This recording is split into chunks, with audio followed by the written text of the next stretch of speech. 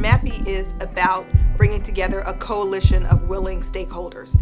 These are organizations, leaders, community members, both community members that are context experts, which saying they are living in these conditions or have lived with poverty as a part of their story, or our business leaders, our faith leaders, our elected leaders that are all willing to come together because they know the devastating impact that poverty has on our community. So they are willing to work together in ways that are different to tackle the systemic root causes of poverty and not just provide programs or interventions that aren't able to help lift people out of poverty and give them an opportunity to really succeed in life. Rochester's Black, Indigenous, people of color population is a relatively recent phenomenon, certainly at the numbers that we see. People of color didn't really make critical mass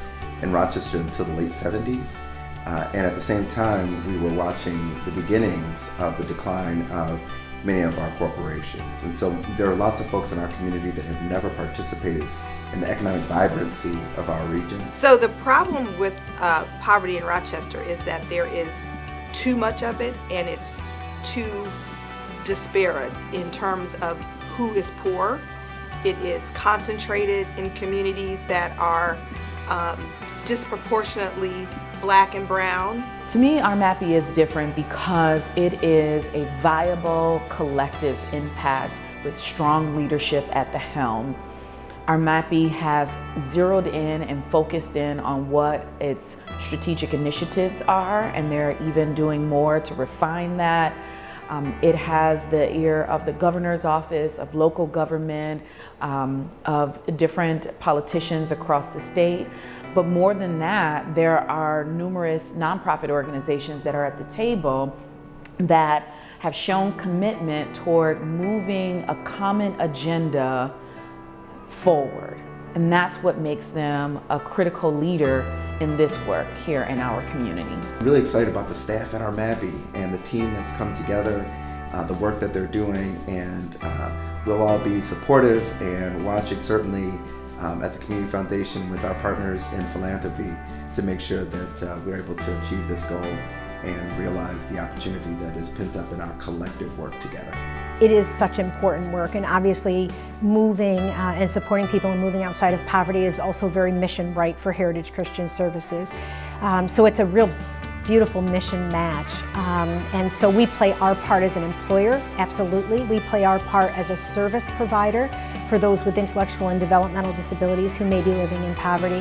And I hope we play our part as a community member, really trying to move all of the systems, pull all of the levers that will help eventually move our community to a much more sustainable wage. RMAPI is an organization that we should never take for granted. It's unique. Not every community has an RMAPI. Every community is combating poverty, but to the extent that we have the team in RMAPI and all the stakeholders who are really zeroed in on this and keeping us focused and can kind of make sure that we're not straying off and doing our going in our opposite directions, I really think that makes RMAPI invaluable, and I hope that they're here forever in perpetuity because they've been here long enough now that I can't imagine our community without them. If not RMAPI, then what? If not coming together collectively to address these thorny, wicked problems, then what?